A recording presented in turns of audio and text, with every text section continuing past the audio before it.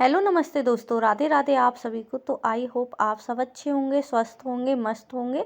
तो आज की वीडियो में हम आज आपको कुछ खास बातों को ध्यान में रखते हुए यहाँ पे मैं प्लाजो की कटिंग बताऊंगी। और कुछ चीज़ें ऐसी होती हैं जिनको करना हमें बहुत ही ज़रूरी होता है। तो यहाँ पे मेरे पास 3 से 4 ब्लाउज थे, तो ये शाम को मुझे रेडी करके देने थे। तो यहाँ पे दोपहर का हो रहा था, टाइम 1 बज रहा था। तो यहाँ पे पहले इन दोनों की मतलब जितने भी ब्लाउज हैं 3 से 4 उनकी मैं तुरपाई और आई हुक कर लूँगी। तो यहाँ पे मैं ऊपर छत पे बैठ कर, धूप निकल रही थी थोड़ी धीमी धीमी सी, तो वहाँ पे बैठ के मैं तुरपाई कर रही थी। क्योंकि जाड़ों की जो धूप होती है ना, बहुत सुहानी लगती है। और साथ ही में जो जाड़े की धूप में बैठने का एक अलग ही मज़ा होता है। तो यहाँ पे मैं ऊपर आकर बस तुरपाई कर रही थी। तो यहाँ पे जो तुरपाई थी वो थोड़ी बहुत थी, तो इसलिए मैंने ही कर ली थी। क्योंकि तुरपाई वाली फ़िलहाल अपने मायके गई हुई थी, तो यहाँ पे मुझे ही करना पड़ रहा था। तो इसकी वजह से मुझे ना काफ़ी दिक्कतें हो जाती हैं, तुरपाई वाली चली जाती है। तो यहाँ पे मैं बस 2-3 ब्लाउज हैं उनको रेडी करके शाम तक देने हैं। और साथ ही में मुझे कल तक सूट मतलब 3 सूट सिलकर देने भी हैं। तो यहाँ पे मैं उनको भी सिलना है अभी। उसके बाद घर का काम है काफ़ी सारा, तो वो भी करना है। तो चलो देखते हैं कितने काम हमारा हो पाता है या नहीं। तो यहाँ पे मैं इनको अच्छी तरीके से तुरपाई करके रख दूँगी। तो यहाँ पे एक मेरा ब्लाउज रेडी हो गया है, मैं दूसरा ब्लाउज रेडी कर रही हूँ। तो यहाँ पे तो काफ़ी चीज़ें हम ऐसी होती हैं जिनको हमको ध्यान में रखना पड़ता है। ऐसा होता है कभी कभी हम भूल जाते हैं कुछ चीज़ों को। तो यहाँ पे मैं चली गई थी कुछ टाइम के लिए मायके, तो इसकी वजह से मेरे जो ब्लाउज थे वो रेडी नहीं हो पाए थे। और ये मुझे संक्रांत से पहले ही देने थे, क्योंकि मतलब मुझे जल्द से जल्द देने थे। क्योंकि जो जिनके ये ब्लाउज थे वो मतलब पहली बार संक्रांत पे जा रही थी, अभी अभी उनकी शादी हुई थी, तो उसकी वजह से उनको कपड़े देने होते हैं। तो यहाँ पे मैंने बस अपना तुरपाई का जो काम था वो कर लिया था। अब इन पे मैं प्रेस करके रख दूँगी, क्योंकि पहले ही मैं इनको तैयार करके रख दूँगी। जब आएंगे तब ले जाएंगे कोई भी उनके घर से। तो मेरा जो घर है वो काफ़ी दूर है उनके यहाँ से, तो वो शायद आज आ भी जाएं या नहीं भी, क्योंकि काफ़ी दूर होता है घर। क्योंकि मैं जहाँ पहले रहती थी तब उनका घर बिल्कुल मेरे बगल में था, थोड़ी बहुत दूर था।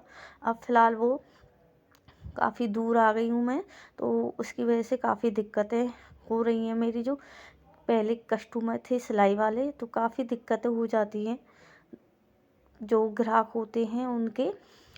तो यहाँ पे बस जिनको मेरे कपड़े पहनने हैं मतलब सिले हुए अच्छे लगते हैं, तो उनको तो अभी तक मेरे जो भी काम है वो बहुत पसंद आया है। और साथ ही में जितनी भी मैं दूर आ गई हूँ ना, तब भी मेरे मेरे पास कपड़े सिलाने आते ही हैं। तो यहाँ पे मैं कर रही हूँ प्लाजो की कटिंग। तो यहाँ पे ये जो कपड़ा था ना सूट का, उसमें कपड़ा बहुत कम था। तो यहाँ पे बस इसको मैं अलग तरीके से प्लाजो की कटिंग करूँगी। और यहाँ पे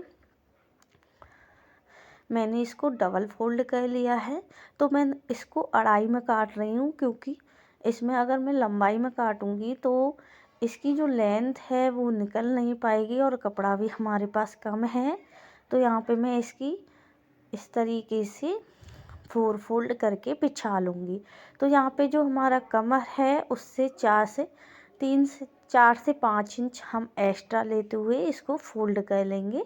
तो यहाँ पे मैंने इसको फोल्ड कर लिया है। नीचे से मैं यहाँ पे 2 इंच के करीब फोल्ड करने के लिए निशान लगाऊंगी, क्योंकि जो लंबाई है मुझे 40 इंच मतलब 40 इंच की तैयार लंबाई रखनी है। और कपड़ा हमारा टोटल 42 इंच का है।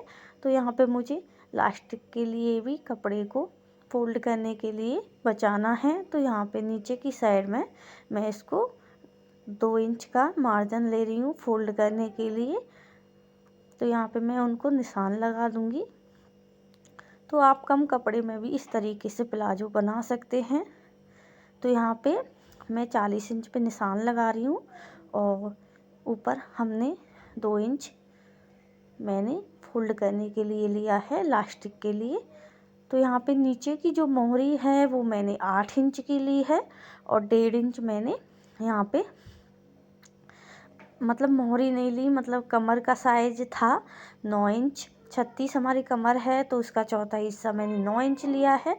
आसन का निशान मैंने यहाँ पे मतलब कि जैसे कमर हमारी 9 इंच है, उसमें हमने 2.5 इंच एक्स्ट्रा लिया है, तो 11.5 इंच पे मैंने आसन का निशान लगाया है। आपको ना इसमें अच्छी तरीके से दिख नहीं रहा, क्योंकि मुझे पता ही नहीं चला था कि पूरा कवर नहीं हो रहा है, और यहाँ पे मैं कैमरे को सेट करना भूल गई थी।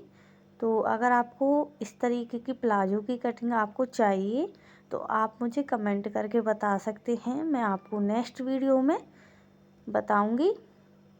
तो यहाँ पे इस तरीके से बहुत ही सिंपल तरीके से ये प्लाजो कट कर रेडी हो जाता है, और इसको बनाना भी बेहद ही आसान है।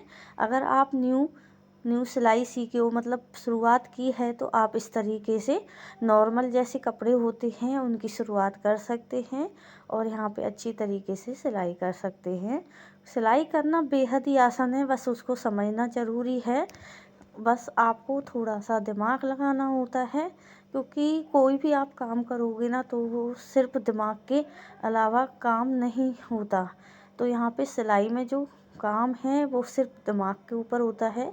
आपका दिमाग कितनी तेज़ी से चलता है और कितनी जल्दी आप उस चीज़ को सीख जाते हैं। तो सिलाई करना बेहद ही आसान है, और आजकल सिलाई का जो ट्रेंड है वो बहुत ही ज़्यादा चल रहा है, क्योंकि कपड़े जितने के नहीं होते उतनी महंगी तो आजकल सिलाई हो गई है। तो सिलाई भी काफ़ी बहुत महंगी है।